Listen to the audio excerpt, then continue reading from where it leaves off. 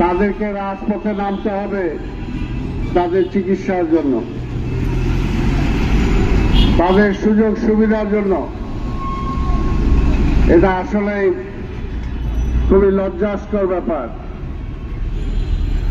যে জায়গায় আমরা দেখছি যে গত অভ্যুত্থানের মালিকানা নিয়ে টানাটানি হচ্ছে, কিন্তু যারা আসল মালিক, যাদের রক্তের বিনিময়ে ফ্যাসিবাদকে বিদায় করা হয়েছে, আজকে সেই অঙ্গ হারানো, চোখ হারানো, তাদেরকে দেখার মতো কেউ নাই। কি কারণে তারা রাস্তায় আসতে হবে? এই সরকার কি তাদের সুচিকিৎসা করার ব্যবস্থা করতে পারে না? এই সরকার প্রধান থেকে শুরু করে যারা আছেন উপদেষ্টারা, ওনারা কি প্রতিদিন কোনো ঔষধ খায় না? ওরা নিত্য খাবার কি খাচ্ছে না? তারা কি গাড়িতে চলতেছে না? তাদের যদি স্বাভাবিক জীবন থাকতে পারে, আজকে তাদের বা আমাদের দেশের আমরা যারা আজকে স্বাভাবিক জীবন যাপন করছি, কারণ আওয়ামী লীগের আমলে স্বাভাবিক জীবন যাপন করার সুযোগ ছিল না, পালায় থাকতে হতো। পুলিশের অত্যাচারে ঘর ছাড়া, পরিবার ছাড়া হতে হয়েছে। তাই যাদের রক্তের বিনিময়ে অন্তত কিছুটা স্বস্তি আমরা পেয়েছি, তাদের সেই রক্তের দাম কি আমরা দিতে শিখিনি এখনো? কেন এই সরকার তাদের ব্যবস্থা করছে না? আমি বলতে চাই, আর যেন একদিনও আজকের আহত যারা আছেন তাদেরকে যাতে রাস্তায় আর না নামতে হয়।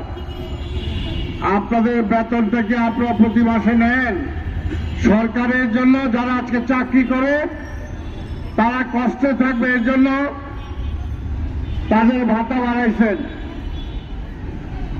আজকে তারা যাতে কষ্ট না থাকে জনগণের উপর ট্যাক্স বসাইছেন, কিন্তু আজকে এদের চিকিৎসার খরচ আপনারা দিতে পারেন না।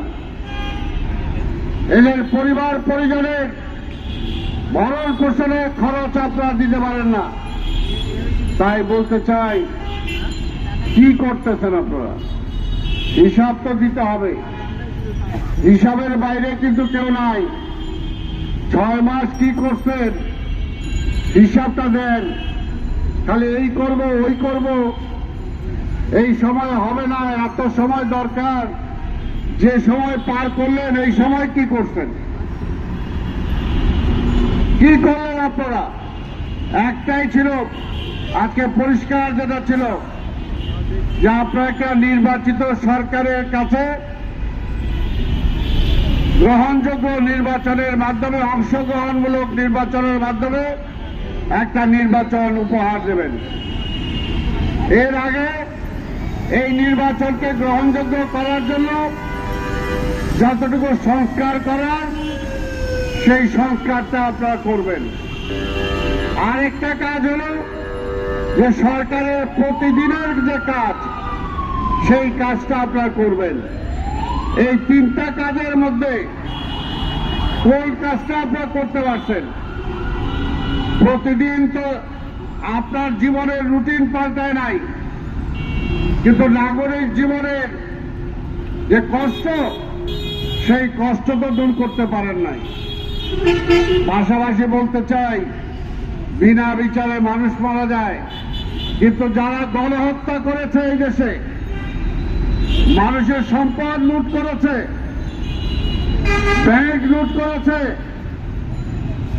একটা বিচার এখন পর্যন্ত করতে পারেন নাই।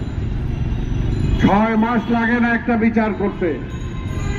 শেখ হাসিনা যে গণহত্যা চালিয়েছে, তার দোষর যারা ছিল, যারা গণহত্যা চালিয়েছে, এটা প্রমাণ করতে কি 60 বছর লাগবে?